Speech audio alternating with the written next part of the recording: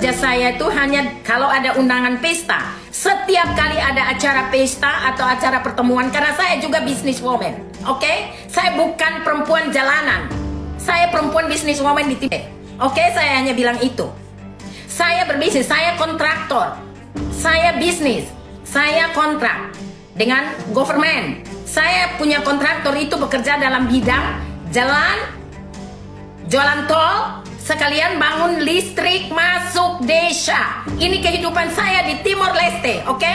Kalau di Inggris begini kehidupan saya, oke? Saya tidak pernah sibuk dengan anak kecil yang baru kaget mau besar dan baru kaget mau tahu internet untuk komentar yang tidak perlu dikomentari, oke? Itu aja, ya.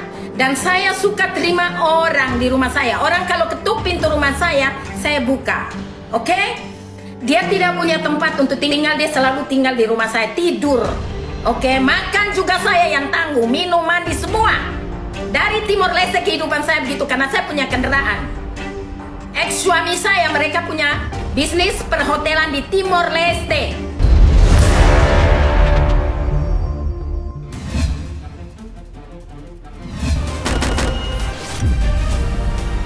Ya, jadi kemarin saya dengan pengacara saya Bang Raja. Jadi saya Bang Raja itu adalah teman baiknya Bang Farhad ya, Bang Raja. Saya sudah mengcapture ini undang-undang ITE ya, masuknya undang-undang ITE gitu. Jadi mereka kan mempelajari dulu. Di sini saya cuman ingin mendapatkan sebuah keadilan, karena saya dulu juga pernah diadilin.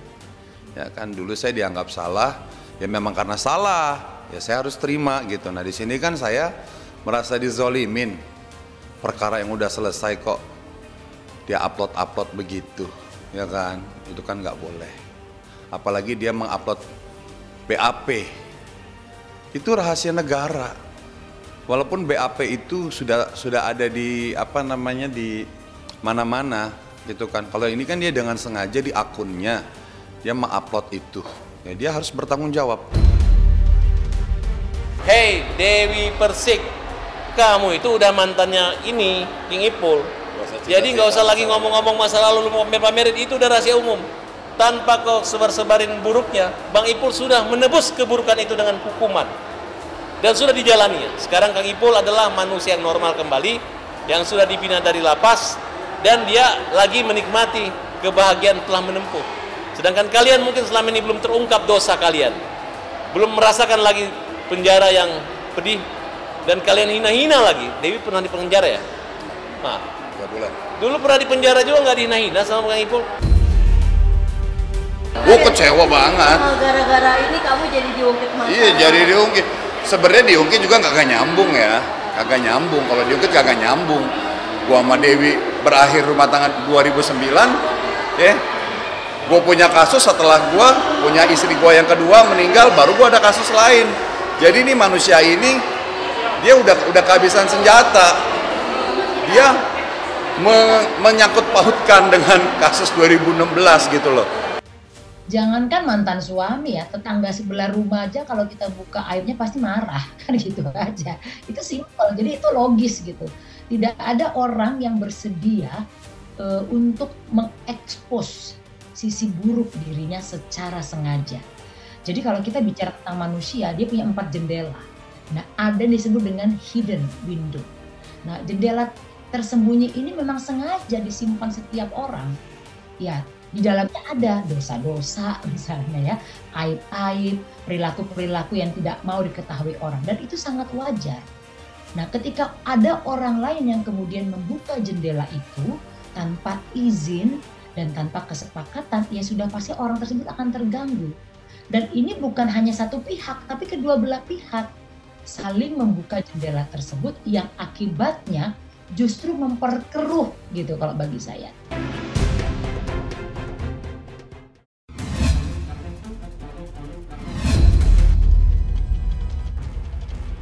Tunggu situasinya nggak memanas.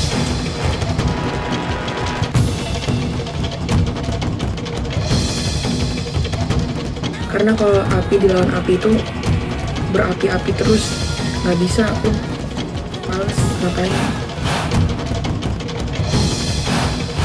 Loli tapi nggak benci mama ya?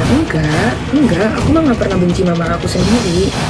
Tapi emang aku tuh udah gede, jadi aku punya jalan hidup aku sendiri, gitu aja. Tapi aku mah nggak pernah ngebenci mama aku, mau gimana pun juga itu tetap mama aku tahu.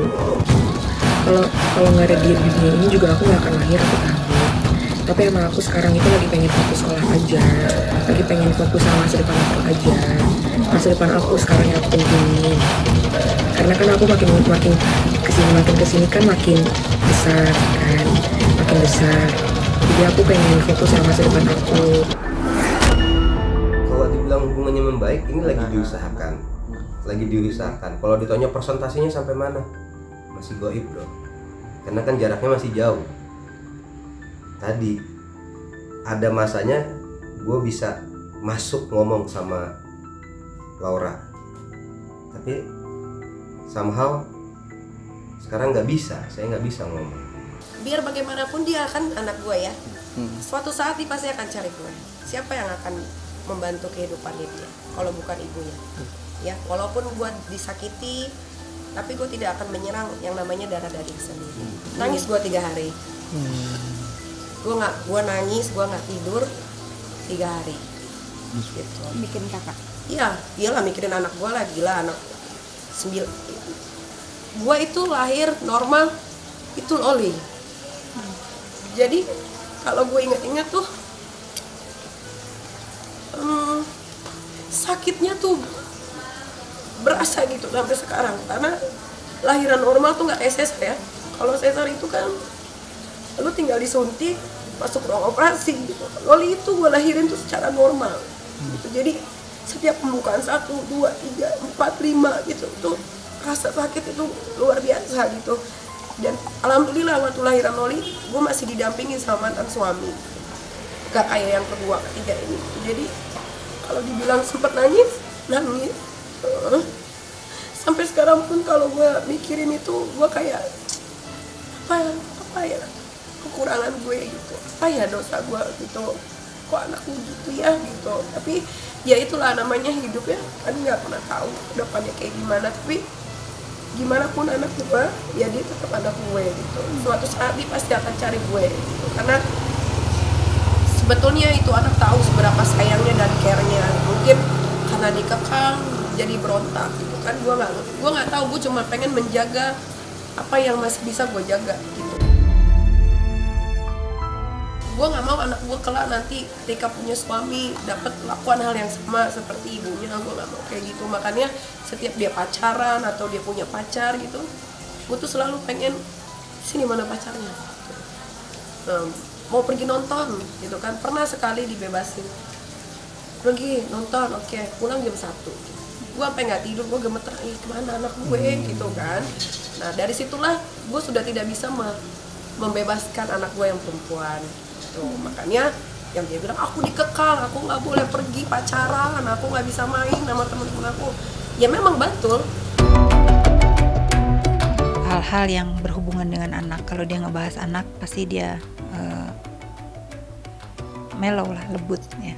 Kalau saya melihat bahwa untuk Loli dan Nikita sebagian diajak ngobrol lah. Kalian ngobrol berdua, kalau sampai belum ketemu titik temu, ambil mediator.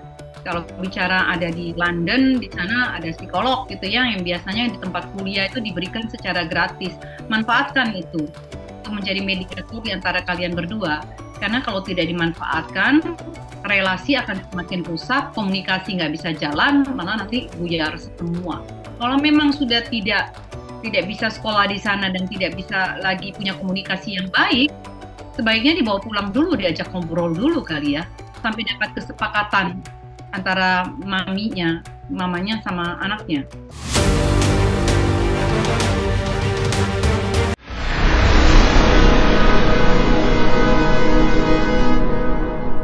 Jadi jangan lupa untuk subscribe Cumi Cumi. Ditekan ya tombol lonceng merahnya.